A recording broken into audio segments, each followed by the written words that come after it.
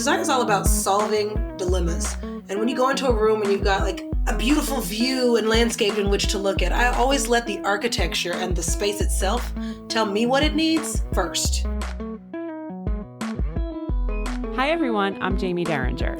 I'm Amy Devers, and this is Clever.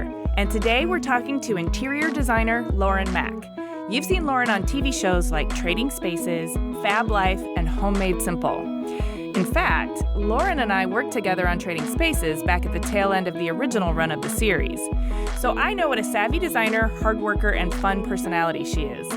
Plus, she has got sass and style for miles. She grew up in the South, has street art and hip-hop in her DNA, and loves to help people achieve affordable luxury through her design firm, Lauren Makk Interiors. You can also access her style tips and budget wisdom on Yelp. She's their new home editor. So let's hear all about it from Lauren.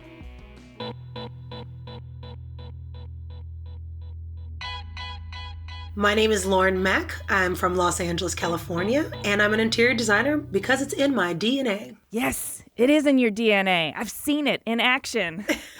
But let's go back to way before you were an interior designer, when you were just a baby in Oklahoma City, right? Is that where you were born? Yes, that's right. Southern girl. Tell us all about your childhood, your family, your hometown.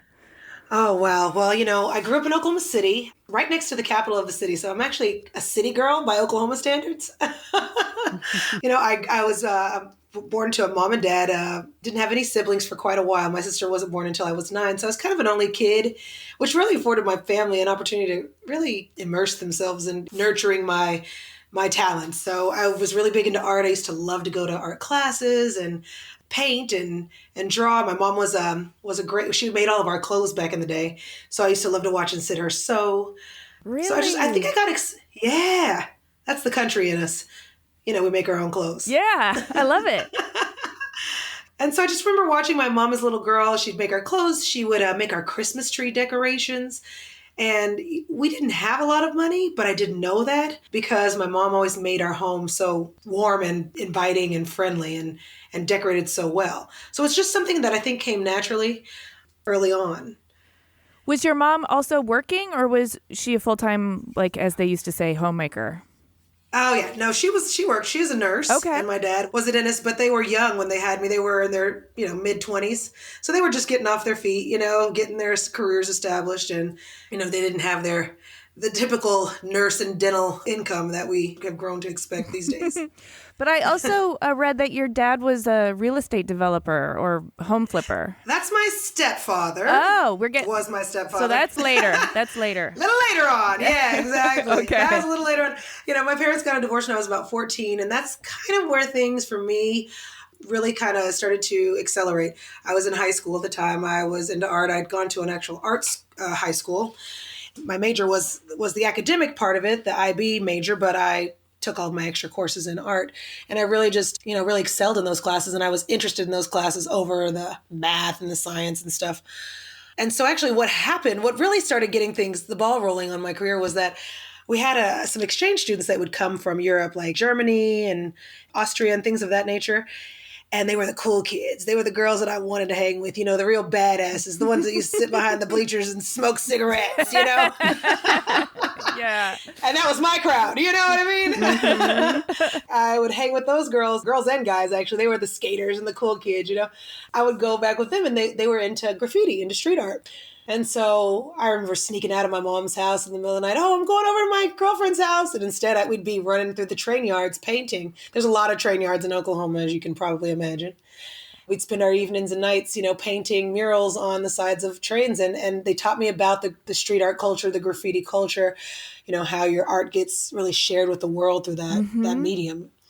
And so at the time I had this souped up Honda Civic. You guys remember those days? Like the Honda Civics that were, with the cool rims and the funny lights and the Did you have race like a car big accessories. spoiler on the back? I did, girl. Spent all of my after school money on that damn car. And it was dope. It was super cool. My little car club was called Ill-usion. Oh. And so my dream was that I was going to sell the Honda and I was going to travel through Europe with these friends that I had made. And I was going to become an artist. However, my mother was like, absolutely not. I didn't work this hard to send your black ass to Europe. So she said, you got to go to college. And I was like, damn, at that point I had less interest in my academic studies and more of a fever, a passion for the arts, Mm-hmm. And then I was immersed in a culture that wasn't really exposed to most Oklahoma girls. Yeah, so you had a window that not everybody had. Absolutely. Were your parents supportive of your passion for the arts, or they were kind of like, okay, it's okay for a hobby, but at some point you got to get real? No, actually, that's exactly the opposite, which I was really surprised about. My dad was a dentist, but he'd always wanted to be an architect. And his mother said, you got to go to school. Architecture wasn't something that was really like a trend or anything that actually had any grasp on society at that point. What was that, like in the early 70s, Okay, yeah. Certainly not for a young black guy from Tulsa, Oklahoma, Mm-hmm. My mother was so good at art. It was her passion, but it wasn't something that she had also invested her career into doing. When I told them that I didn't want to be in the medical profession, I think they felt a bit relieved, Oh. and we're really fostering my desire to do something artistic. However, they said, you've got to find a medium in which you can actually make money doing it. Like just wanting to be an artist wasn't enough. I had to find like a niche or some place that I could really express it in a way that they, That was economically viable? Yes, exactly. Because I wasn't the coming train back yards home. aren't paying you to vandalize. Exactly. And I had several quick run-ins with the law too, Plus, I'm not fast. I can't run from the police. So my mom said, I want you to be a trained artist. I want you to get the educational background, the business know-how, you know what I mean? Like sort of the things that all you need is 4 years to get those important things down. If there's some specialty you find and you want to do something else, go for it. And that was our compromise. So I kept the Honda and I went to Oklahoma State. And is that where you studied interior design, or did you try some other stuff out first? Or No, you know what? My mom said, if you want to be an artist, you got to find a way to make money at it. So I said, well, I love art. And I also had this sort of innate, remember when I told you it's in my DNA? Mm-hmm. When I was a little girl, I had this babysitter that lived around the corner from me, and I would go to her house and I would fluff her pillows. She'd leave the room and I'd turn her couch the right way, pull it off the wall. I'd fluff her pillows up. I'd change her little photographs on the mantelpiece, and she'd walk back in and she'd go, wow, this looks great. And that's the kind of weird kid I was. I was always like rearranging things, and I'd look at a picture that was crooked and fix it on the wall at someone's house, or I'd go somewhere and make someone's bed. Just this weird kid, I feel like I kind of had like Asperger's, if you will, like about it. It was something I couldn't help myself. I still to this day will go to people's houses and fluff their pillows. There are worse things you could do in other people's houses. It's true. You're right. So I said, you know what? I think I have something here. Like it was just something that was kind of innate. I was like, well, I really like houses. I found it really interesting.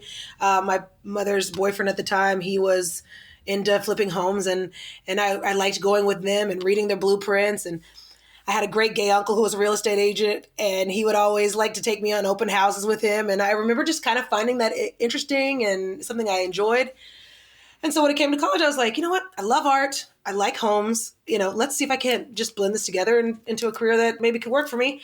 And the very first day I went to school and in my first interior design class, I felt like I was home. Oh. And I never changed my major. It was the only thing I wanted to do. And I went to class every day, which was a big change from high school. Right. No skipping class to go do the painting because you could do it at school. That's exactly. I loved it. But I mean, isn't that such a great feeling to like finally find something that you're passionate and excited about, so much so that like you don't have to drag yourself out of bed or hit snooze and not want to go. It's so motivating and exciting. And you know what, too? Unlike my dad, who didn't have like a lot of examples or even know that something that he was passionate about had a career, an opportunity for a career.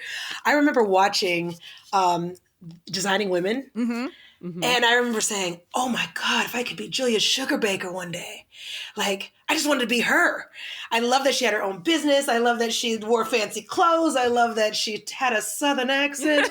I love that she could cuss you out without saying a bad word. And she had a degree in interior design. So that I remember thinking like, oh, wow, like I could actually really do this, That's so, okay. So we're going to get there, but I love that TV had a formative role in your early life. After college, like what was the first chapter of your professional story? I got to go back a little bit. I went to school for 2 years at Oklahoma State. And then I was like, you know what? I'm not only in love with this career, I'm good at it. And I was so good at it, my professors were like giving me extra work and extra credit and letting me help them with their projects. And I was like, yo, this is actually going to take off. Like, I can do something with this, you know? Mm-hmm. And I thought, I can't do it from Oklahoma. I got to do something bigger. And I'd always wanted to go to Europe, and I always wanted to kind of get out. And my parents said, you know what? You are good at this, and we don't want to hold you back. You should consider going to college in a different city. And at this point, they were going, hey, do you want to go to Europe? You know, like, do you want to travel abroad and go to school in another country? And I really did, but I was still a little bit trepidatious about leaving, you know? Mm-hmm. And so I said, let me just see what I can do. So I actually went to the dean's office, and they had a national exchange program versus an international exchange program, mm-hmm. which let me pay in-state tuition, but go to school in a different community. And I was like, where is the hub of design? And it was New York or LA, and I like warm weather. So I was like, let's go to LA. And I came to California, and I haven't left yet. That's really kind of what started to spark my interest in taking this career to a totally different level, because I was, you know, interning for some really cool companies and seeing some things that, you know, I would have never had the opportunity to see if I had stayed in Oklahoma. What are some of those things that you saw that made an impression on you? So I actually interned for eNetworks in college. Okay. And they were going through their company rebrand at the time, which was they were taking their next steps into kind of developing themselves as the channel to the stars or the celebrity-driven content that they do now. So they were really hyping up their facilities and just making it presentable for all of the you know, the highfalutin, that's what we call it in Oklahoma, for the, you know, celebrities that they were trying to court. So I got to kind of get in on the ground up from there, which I thought was really, really fun, just to kind of witness the rebranding and rebirth of a new company. And then I also got to tour, you know, with our college, they would let us tour like sets and go to different television opportunities or go to different movie sets and watch them put up their sets and the stage people and all that stuff. It was just really, really, to me, amazing. It just drew me in like a moth to a flame. I'm really glad to hear this, because it sounds like you got a window into really how pop culture is constructed. Yes, yes. And so when you're designing on TV, I've always had a sense that you had a real understanding that you're not just designing for the people who live in the home. You're designing for the audience who's watching as well. And that's kind of it's a skill to do that. And you've got it in spades. So, well, thank you. You know, I try my best. Design for specific places is one thing, but designing for the camera and how the camera sees something is a completely different avenue. And, you know, to delicately balance the two, it does take a lot of thought and a lot of planning, to be honest with you. There's a lot of tricks that they don't teach you in school that you have to learn in the trenches. Yes, but I'm going to go even a step further, but there's a certain charisma, philosophy, and logic behind your design that you have to be able to let the viewer in on in order to help them be invested in why you're doing it. And you're also very good at doing that. Well, thank you. Go on.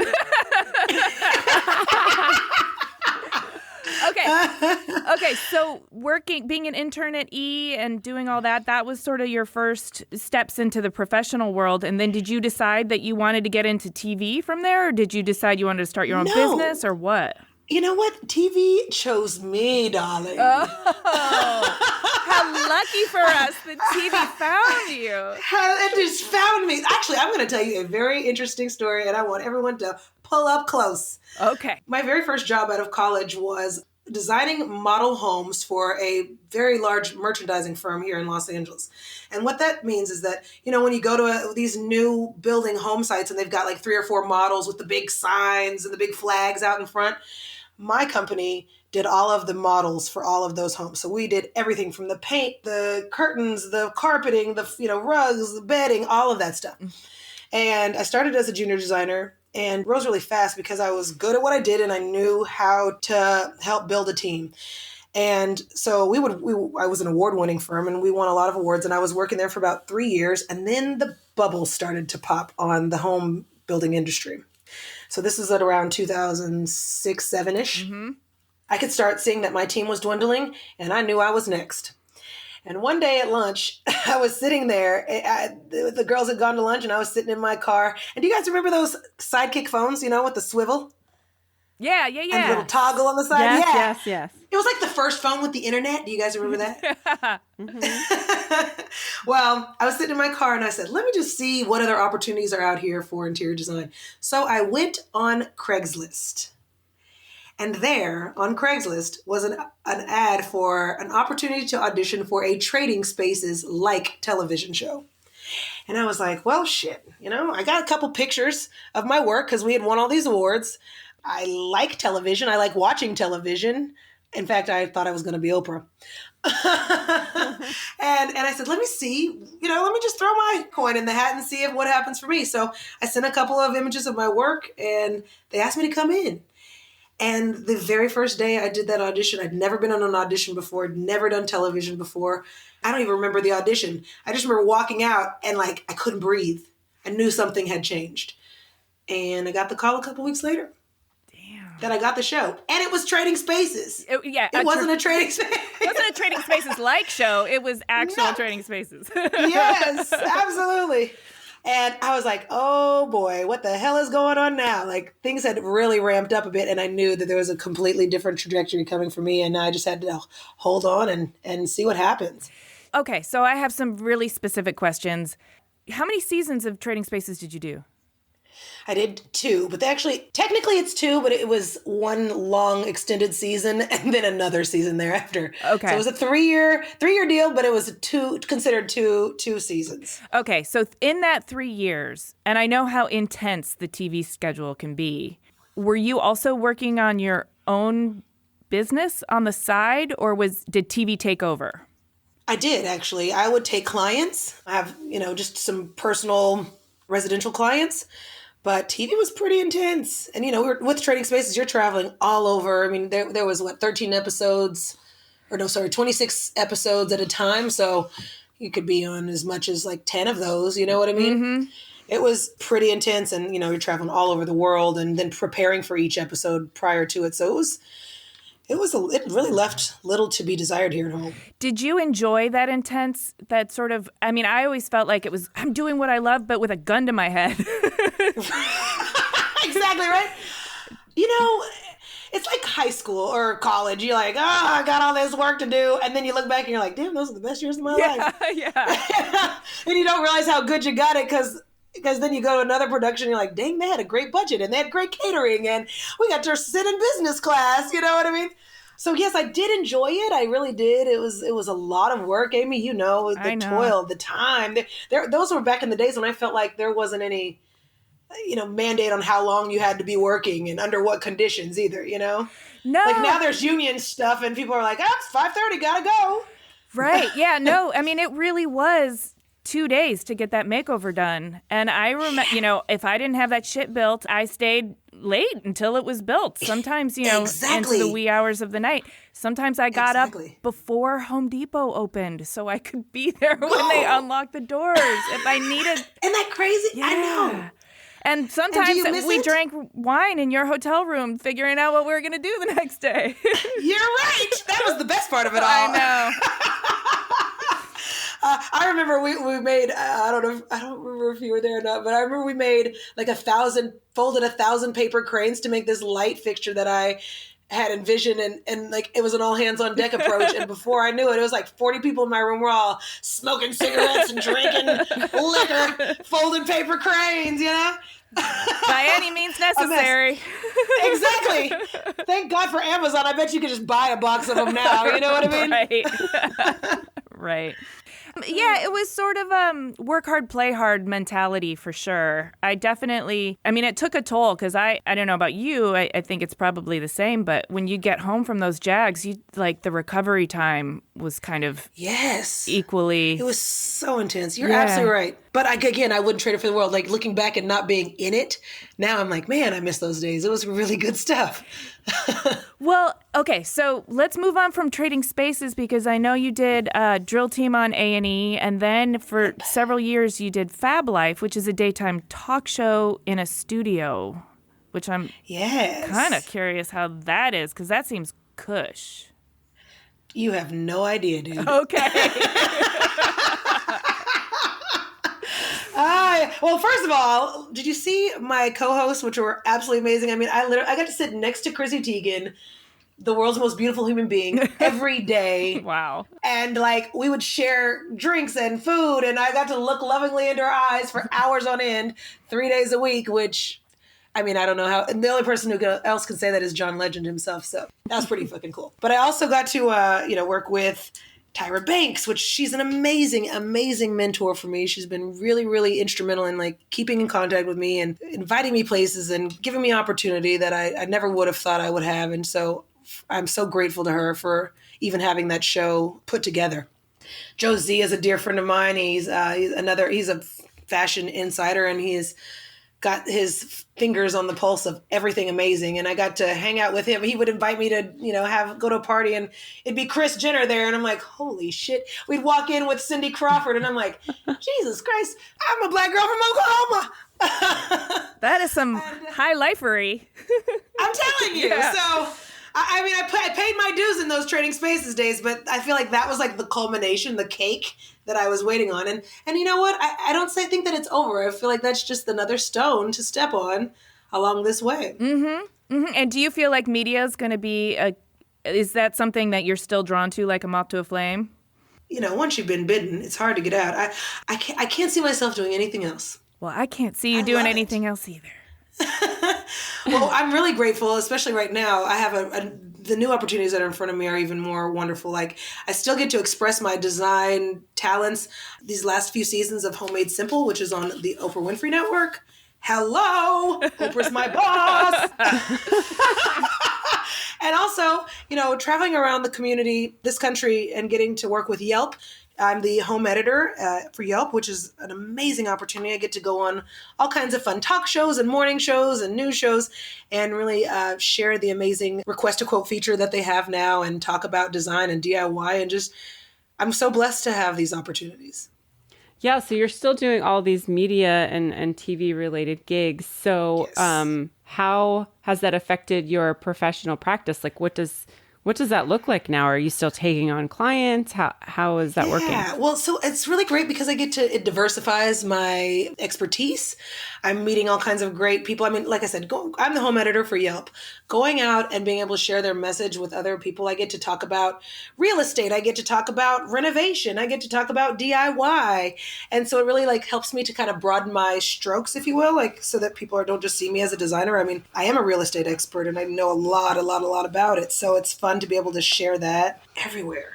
So let's talk about your creative process, because I'm more interested, I think, in how you approach interior design. I'd love to just hear a little bit more about, when you walk into a room or a space, or when you meet people for the first time, what's the first question you ask them? You know what? I always refer to my clients and what their needs and desires and goals are. But my very first thing is going into the space, and I need the space to speak to me. Mm-hmm. A lot of times, design is all about solving dilemmas. And when you go into a room and you've got a funky shaped room or a weird architectural feature or a beautiful view and landscape in which to look at, I always let the architecture and the space itself tell me what it needs first. I solve the problem first. It can be as simple as for the people who are listening right now, it can be as simple as all right, if I'm going to use this room as a TV room, where am I going to put my TV? Okay, there. Now, from there, I can know how to figure out where I'm going to arrange things, how I'm going to put things in this space, what I want to do for the rest of the area and the rest of the space in the home. It's about that first. And then I always ask my clients, of course, what they like and what they, what colors and fabrics and shapes and blah, blah, blah. But I always ask my clients what they don't like too. It's really important to know what people absolutely don't want to see in their homes first. And then I just kind of let the experience flow from there. And what kind of creative challenges do you enjoy when it comes to interior design? I hate challenges. No, I'm just kidding. I want everyone to have lots of money and no opinions. Actually, I really do find that budgetary challenges are kind of some of my biggest successes. When people, I can go in anyone's house. I mean, I've done a lot of A-list celebrities' homes, but when someone tells me, like a regular Joe Schmo, one of my girlfriends who just moved to a new apartment says, okay, girl, we got $500. What can we do? Like, that to me is a challenge. Just like with trading spaces where we had a limited amount of budget, I liked that. I like being able to be constrained because I grew up not having a lot of money and we made the best of it. So I find that I get my biggest challenge from being limited. Yeah, sometimes restrictions can really force you to be even more creative than you would if you had every option possible. Yes, but that doesn't mean I don't still like really rich clients. Okay, we heard it. You put that out there in the universe. Everyone who's listening is rich, call me. But there is a resourcefulness, like a scrappiness and a resourcefulness that comes from budgetary constraints because you have to get super creative about what you can do with the money. And I feel like that kind of also comes from, I don't know, it might have its origins in your street art sensibility. Like, yeah. And more importantly, too, any old designer, you get a lot of these hoity-toity designers that are coming to your house and tell you to get rid of everything and start fresh and everything must be custom, I really enjoy like shopping in my clients' garages, mixing the retail with some resale, remixing things you already got and kind of trying to reimagine it in a new way. I find that those are the ways that you actually create instances for your clients that they can relate to. You know what I mean? Instead of getting rid of everything, it's like, hey, why don't we remix it? Take something from one room and move it into another. Those kinds of things that's what a good designer would do. How about that? Well, I appreciate that too, because as a furniture designer, I really value the relationship you form with the objects that are in your home. And I find that like they're members of the family. You can't just cast them off. If they're not valuable to begin with, you never should have bought them. But if you've lived with them for 10 years, now you have a relationship with it. Yes. And the energy too. I think to myself how I'm a conservationist. I don't believe in throwing a lot of stuff away. My partner can't stand how much stuff I want to reuse, He's like, another plastic bag? Yes, another plastic bag. But I don't believe in just buying furniture to have. I believe in buying furniture to collect. And I feel like my things are my collections. Yeah. Not to put you in a spot where you got to talk trash, but I really want to know, like, what drives you crazy about either TV or interior design? Like, what's your biggest pet peeve? I think a lot of it is for me. I travel so frequently with work and my clients and projects are scattered all over. And for me, I feel like the challenge as a designer and even as a basically a salesperson, because I'm talking to my clients and trying to help them find the things that they need in their spaces, is really finding good help, and who to trust and where to go to get a really valuable person to help me to create my vision. Because I can create a vision, but I'm not a painter girl. Mm-hmm. And I always say, it don't say painter on my business card. and I don't know how to lay carpet. I know what carpet I want, but I don't know how to put it down there. And so for me, always finding good help in different places has really been a challenge. And actually, that's really why I partnered up with Yelp as their home editor, because they have this really cool feature that I've found on their website. It's called Request a Quote. And what's really awesome about their Request a Quote feature is that you get to like type in what your project is on your little app, and then you get to actually request a quote from up to 10 people in your local area right there. And they've all been peer reviewed by other people who've had experiences with them. So it's kind of cool. You can kind of read through who's the best and whatnot. And then within 24 hours, you get 10 quotes back exactly right then and there. So that's been one of my biggest things that I've learned in this career that's really helped me, because I'm super challenged by finding the right people for the right job. Now in television, what's my biggest challenge? Finding a job. Keeping a job. Right. Television is fickle. And, one day your show's on and the next it's not. Yeah. And right now for television, it's a lot, especially in our areas, Amy, it's flipping houses. And if you don't flip houses, then you're kind of screwed. When I started this life, when I started television, I said, you know what? What do I want to do with this? Like, where do I see this career going? What do I want to be? And I said, you know what? I'd like to be the next Martha Stewart. I want to be a Black Martha Stewart. I want to take this career and do something amazing with it. And there's just not crafting shows on TV, Mm-hmm. even like cooking shows now, they're like challenges, you know?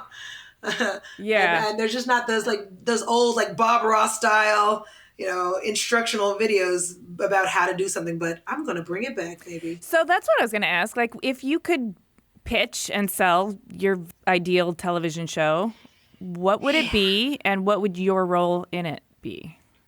Okay, so I love DIY classes and workshops. In fact, I had, just to give you a little background, before I had Preston, my son, or before I even met his father, I had moved to Hawaii. And when I got there, I said, you know, I'm going to do this. I moved there on a whim. I went on vacation, fell in love with this fine Samoan man. Oh, honey. With his glistening muscles and beautiful green eyes. It was a vision. And I said, you know what? I'm moving to Hawaii. Screw it. I'm saying television at that time. I had just finished wrapping Drill Team and things were kind of dry and I didn't know what the next step was. And, you know, being in television for so long and having traveled so long, I hadn't immersed myself in my personal business to the point where it was a long and fruitful career. It was just kind of like, all right, here's a new client for this month. And then there'd be one the next month. But I needed consistency. Mm-hmm. And so I wanted to change a pace and I decided to move to Hawaii. And there, things really took off for me. And I had amassed a ridiculous clientele just by self-promotion and consistently putting myself in front of the community. And I started getting bored with design there because it's an island. There was 3 furniture stores. There was one Michael's, you know what I mean? Yeah. I found myself like, you know, making my own art to hang on people's wall because there was literally nothing there to use in terms of decor and all of these things. So I started these workshops. I call them the after workshop, which was kind of like a paint and sip class, you know, Pinterest worthy crafting. It wasn't just glue sticks and popsicle sticks. It was, you know, really professional grade crafting. And that took off really well. And I loved teaching the classes. And then from there, I started another workshop called Homeschool. And that was a little bit bigger. Amy, I don't know why I didn't call you. You would have been perfect for it. Because I don't know why you didn't call me either. I know. What the hell? My phone didn't ring. Well, I'm sorry, and I'll make up for it one of these days. Trust me. Okay. I would fly in my other friends from Trading Spaces days and get them out there, and they would teach a one-day workshop on building furniture or building things with wood, and just to create the home of people's dreams.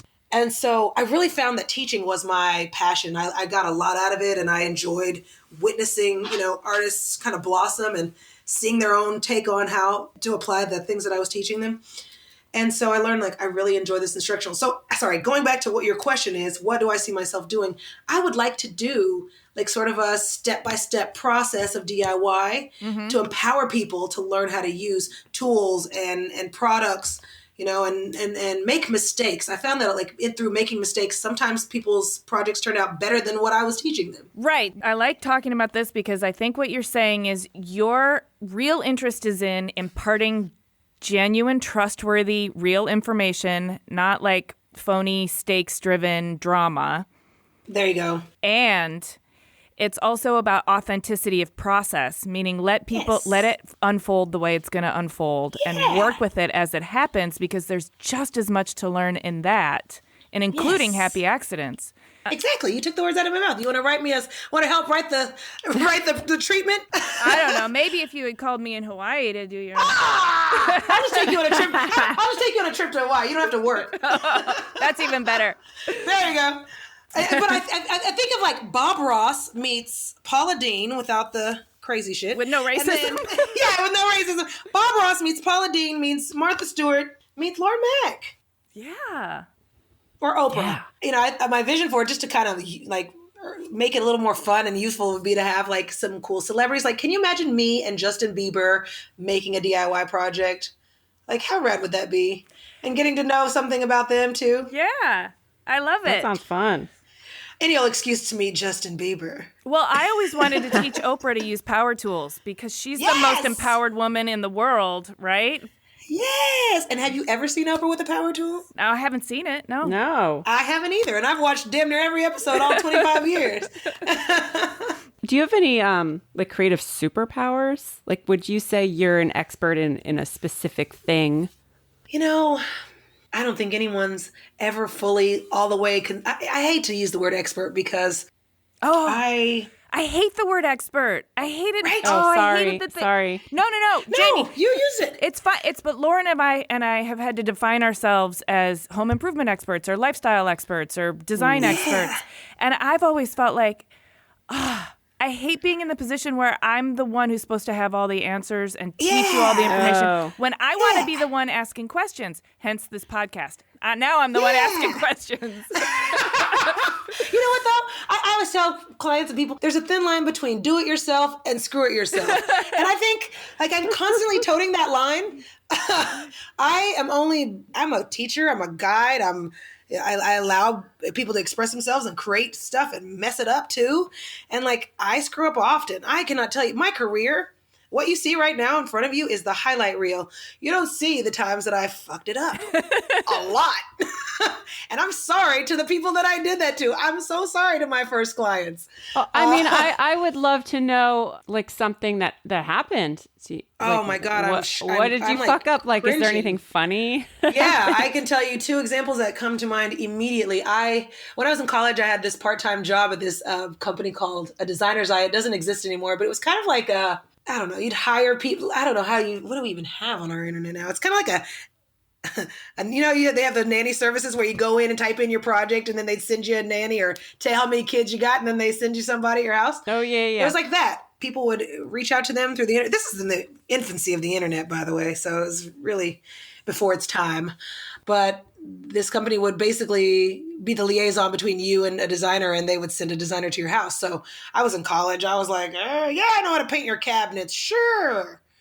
And so I went one time, this couple had bought this beautiful ranch home in California. And I was like, they were like, oh, we'd really like to paint our cabinets this weekend. And I was like, sure. I had never painted a cabinet in my life. And I remember seeing the goopy streaks and it was like drying and I was like trying to save it by adding more paint. And it's gumming up. And I hadn't prepped them right. And like, I had no idea about what I was doing, but I was like, ever so confidently like, yeah, we can do it. And then another client had wanted a bathroom renovation, and I chose these awful pictures. I don't know what I was thinking. They were like shells, and it had like the original tile, which was like pink and blue original tile. And you know how that is in LA. It's like really, amazing tile. But I tied it in with these goofy shell pictures and painted one wall purple and like, oh God, girl. I cringe. I die. I'm so embarrassed. Like, I want to meet them. I want to make it right. I want to make it right so bad. It's like the one that got away. I feel like I slept with my first Tinder date. You know what I mean? Like, that's the feeling. That's the look on my face. First night sex. So yeah. Needless to say, that one's not in your portfolio. Not at all. Not at all. But you know what? I really appreciate those people, wherever they are. I hope they're listening now, because it made me the woman and designer I am now. I know my limits. I know what I'm not good at. That's why I call in the experts. I'm not a painter. I learned that. I hear you. You gotta know what. Sometimes you have to jump in and just figure out like what you can and can't do. And those poor clients who are on the learning, the other side of that learning curve. Yeah, I think I had gotten the wrong impression of just watching like the first few seasons of Trading Spaces. Like, oh, designers paint. No, they don't. Designers tell you what to do. They don't do it themselves. That's funny. Yeah, that's weird. It probably gives a lot of homeowners like a weird, like false impression of what a designer actually does. And I'm sorry, I perpetuated that my entire career. How dare you? My special power is knowing what I can't do. Hey, that's a really important superpower. Right? I want to jump into your personal life because you recently became a mom and you have a son. And what's his name again? His name is Preston. And he just turned 2 last month. Oh, it's such a joy. It really is. I'm so honored to be his mom. I can't believe he chose me. Oh. So I want to ask you about this because I struggled with this when I had my daughter. you have to shift your priorities. Like you think everything's going to be okay. And then you have this baby and then you're like, oh, this is like the number one priority in my life now. And everything else is like just the back burner stuff. So how did you rejigger your life? Prayer and wine? Just kidding.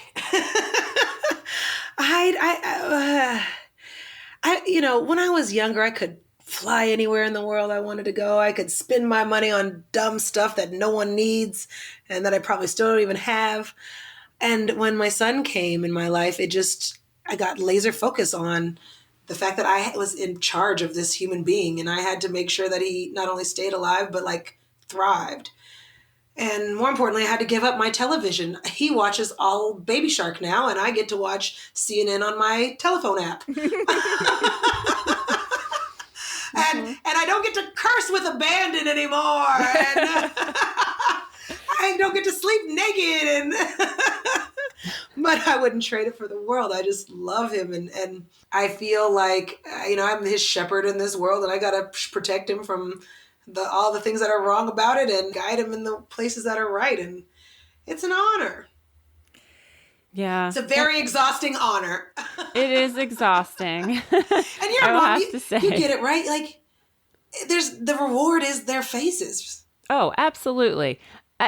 Absolutely. I mean, they are little terrors. I mean, I'll be honest, like it is hard.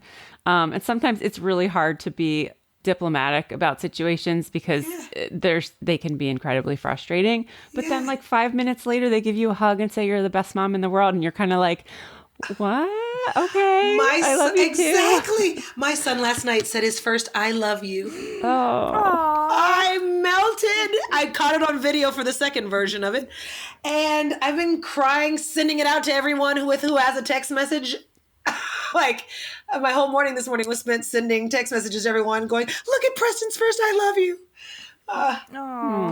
It's like that kind of stuff excites me. Whereas, before it was like too much fun excited me. A night out on the town was fun. Now I'm like in bed with my baby by 8 and that's everything to me. And that's the joy. Yeah. Yeah. Did it also how did it make you reflect back on your own childhood and the job that your own parents did? Did you have more appreciation for it? Absolutely. I'm so grateful that I had a parent that would sit home and sew my clothes versus a mom who was ripping and running in the streets. I'm so grateful that even though when my parents got a divorce, my father was still really active in my life. I'm so grateful that that's my stock, and I hope to be able to share the same with my kid. I mean, he's just wonderful. He deserves it.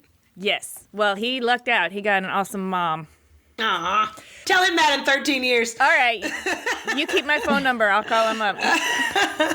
Looking back over the whole course of your whole life and all your profession and all your loves and loves lost and motherhood and all of it, what's the biggest, hardest, most important life lesson that you've learned?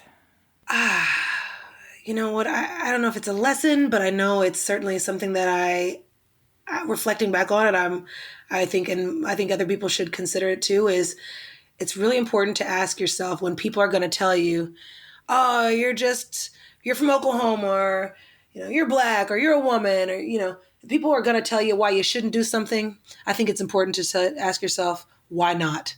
Why shouldn't I do something? I remember telling people, I'm going to move to California. And they go, why the hell are you going to California? And I go, well, why not?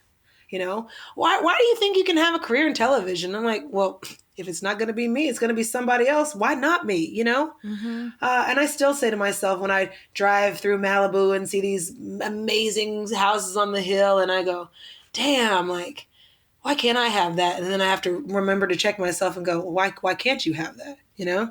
So how did you learn that? Like, when did that lesson sink in for you? Because other people have it, and why can't I? Like, there's nothing special about anybody that has something that I don't have. They just have it and I don't. And all I got to do is get it. It's kind of like, it's like The Secret, I guess, kind of, but in my own little way. I just feel like, why can't I have the shit I want? And why do other people have it and I don't? Because they want it and I do too. So I'm going to get it too. I hate to feel like I was limited just because of geography or race or arbitrary social constructs that really don't have anything to do with you. Yeah. Yeah, exactly. In fact, those are, I think, my advantages sometimes, being being African American or being a little bit more hip. You know what I mean? I bring some flavor to a place that was a little bit dry, you know? Mad flavor. Thanks, boo. Makk spice. If I don't bring flavor, I certainly bring wine, and that'll get you in any door. Okay, so fast forward to the future. If with this attitude, if there's nothing you can't do and there's nothing that you want that you can't get, what does your life look like 20, 30 years from now? You know, I hate to use this as a model again. I think I'm going to be a meld between an Oprah and a Martha Stewart. I want to have an empire. I want to have a legacy left behind. I want to have things I want to have products in people's homes, and I want to empower people to not feel trepidatious about doing or living the life they want.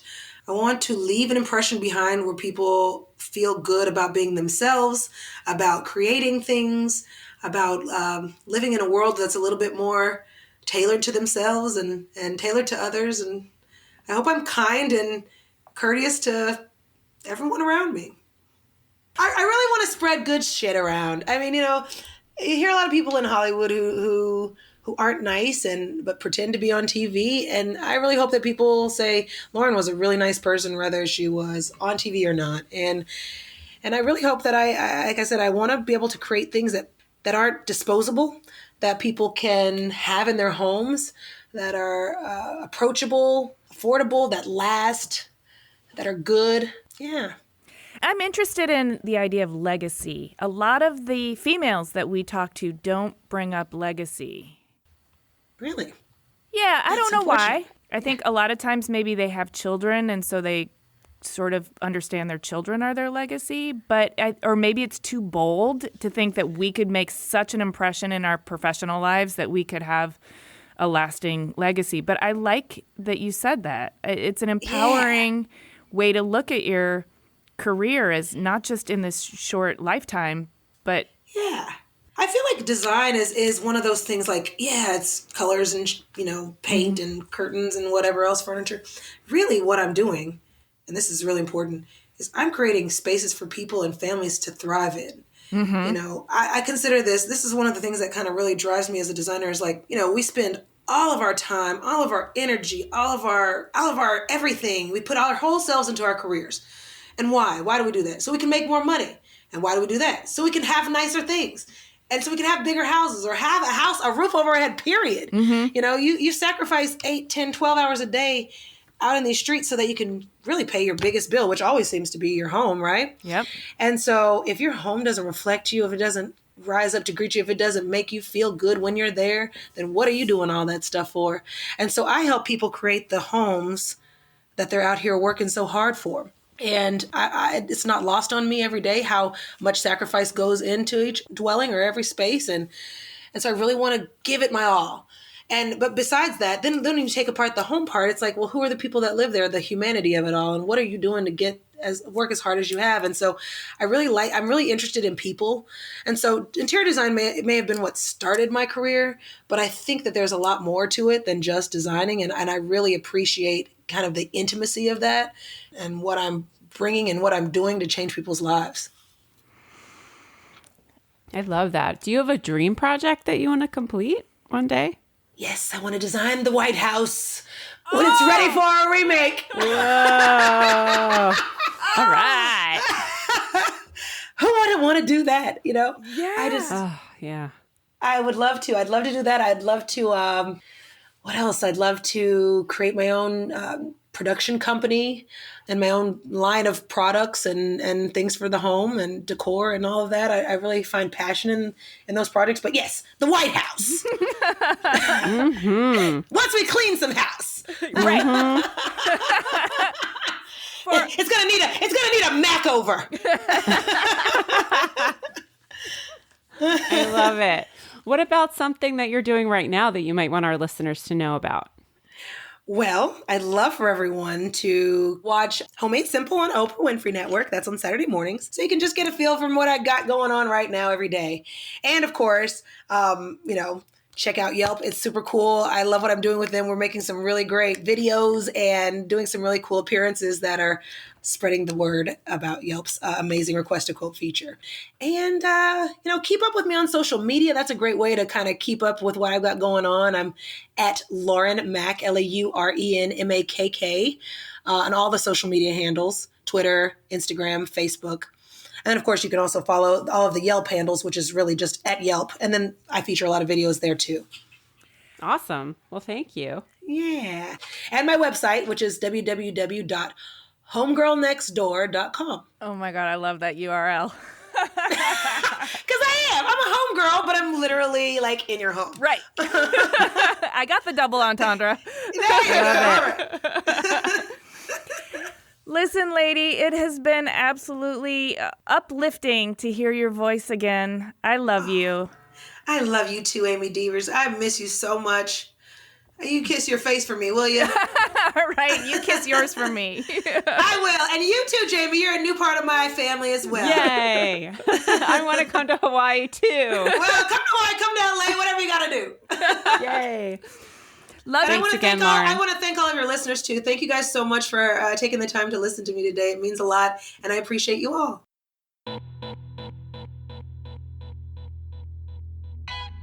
Well, she's a burst of energy and fire and sass and joy. It's so nice to have her, like, happy, laughing voice to listen to and talk to. It's contagious. There's a wisdom in the way that she sort of simplifies things, like her whole, like, why can't I have it? Why not me? It's just such a uncomplicated way of busting through all the baggage that society puts on you. Yeah. I think I like her attitude, and I agree with you that it is very simple. Because when we start thinking about all of the constructs and all of the politics and all of the BS that's been built up over time, it really makes it super complicated. But it's really not. It's as simple as why not me? I'm still trying to get into it because I guess I spent a lot of my time thinking, well, it can't be me because until I get to acquire this skill or until I prove myself in this arena or until I don't know, get this degree. And I always felt like there was another hurdle to jump over before I could be worthy of the stuff that I wanted. But that was, now that I look at it, it's just me putting stuff in my way. Well, it's also you thinking that there's a specific path you need to take and you have to, like, check these boxes before you can go from A to B. But really, it's also like, I guess there's also like a confidence thing too. Like if you're confident that you could do it, like why not you? And maybe that's kind of where she's at. Yeah, and I want to make sure that I don't regret any of the lessons that I learned while I was doing that because honestly, getting those degrees in furniture design changed my life in a really, really profound way. And I don't think I would be who I am without it. So it's like that was my path. But I think my path was also sort of littered with deconstructing the society bullshit, right? Where she's just kind of like, not for me, dusting it off. She's just like, I'm going to do it anyway, whatever. Yeah. That doesn't make any sense. So I'm not buying into it. Mm-hmm. I really love that. I also love that she had a crew called Ill-usion, and she would go out at night and tag up trains in the train yard, and she drove a souped up Honda with like, I just love that whole like growing up situation there. That just sounded like fun and a little bit rebellious and I don't know, creative. And with an international flavor, right? I like that the exchange students played such a featured role in that whole thing. Well, I mean, I think being in the U.S., like, Europeans just seem cooler for some reason. Totally. You're not from my small town? You must be rad. Right. I mean, even anybody who's different, I guess, if you're in a smaller town or, there's like maybe less diversity of people or cultures or whatever. It's kind of like anybody who's different, you're like, oh, like cool, certainly there are the people who are like, different. That's, I don't want that. But like for people who are creative, I think it's that curiosity that comes up and you're just like, I want to know everything about their life. Yeah. Uh-huh. And what's it like where you're from and what kind of music do you listen to? Yeah. And fashion. Yeah. Yeah, especially at that age too, where you're like really developing and you're starting to figure out who you are. And then there's all these other really cool influences from different places. And I think maybe her having those friends also helped her build her curiosity, but maybe also be that person who doesn't care about boundaries. Maybe that helped give her that confidence to be like, who cares? Mm-hmm. I have to tell you, like, just out of professional admiration, it was really fun to watch her on Trading Spaces because she's just quick, she's got a sort of defined sense of style so she can sum up a room pretty quickly. And then she's got a vast database of ideas and a lot of like resourceful ways of executing them. So she'd always put like a little sort of hip hop or street art kind of embellishment in there somewhere that always felt really organic and kind of perfect. And there'd always be some unexpected stuff. And she was kind of really just able to execute really fast. Well, I executed, but she worked really hard and her ideas came from really inspired places. And it was just a fun, fast-paced thing. But it's like when you're working with people who can do it really fast, it's really fun. Yeah. So I think it was really interesting that she mentioned legacy. Mm-hmm. I'm fascinated by that. Yeah. And it's very different for me because I'm not interested in legacy, but I'm fascinated by people who are and why they are and what they want. And I love that she wants to build this empire. And it makes me feel like her building this legacy is about her creating things that people will love and live with. And so it's all about positivity. It doesn't feel like it's all ego. You know what I mean? No, but I'm going to say there's probably a healthy dose of ego in there too, which I think is really important because I think that's one of the reasons women don't talk about legacy, even if we are thinking about it, is because it's just less acceptable for women to have ego. Right. Yeah, well, that's probably true. But I mean, I haven't really thought about my own legacy, and it sounds like you haven't either. I've thought about stewardship, which I think they're two facets maybe of the same stone, but I want to leave this place better than how I found it in my own way. I totally admire that because I have zero desire for having any legacy at all. Really? It seems really sad. Yeah. I admire that you want that. And I think that's so wonderful. But like, I don't know why I don't. I just want to die and then be dead. Like, I don't want to be like remembered for anything. I don't know.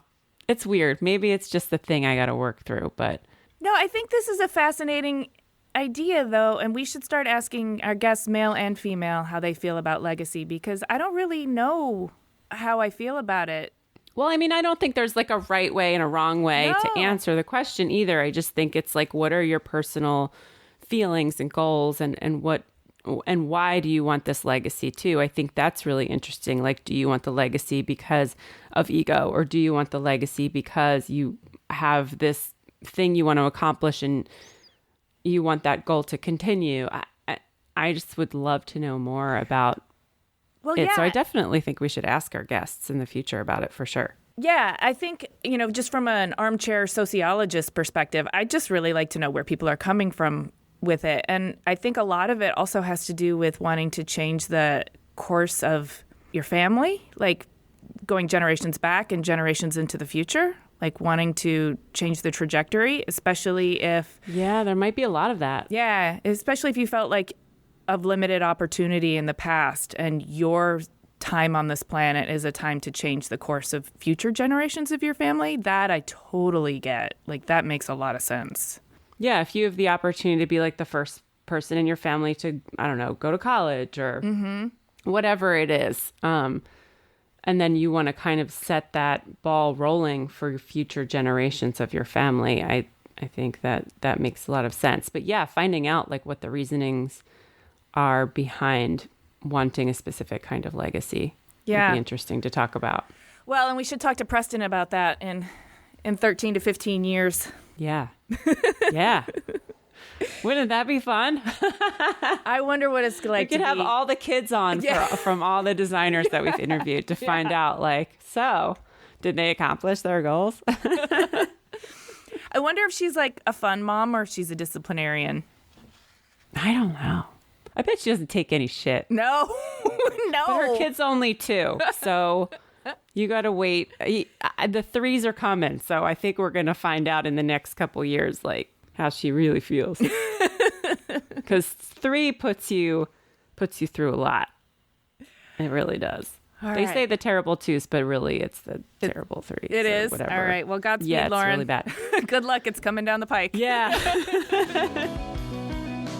Thanks for listening, everyone. To learn more about Lauren and to see images of her work, you can click the link in the details for this episode on your podcast app, or go to cleverpodcast.com, where you can also sign up for our newsletter.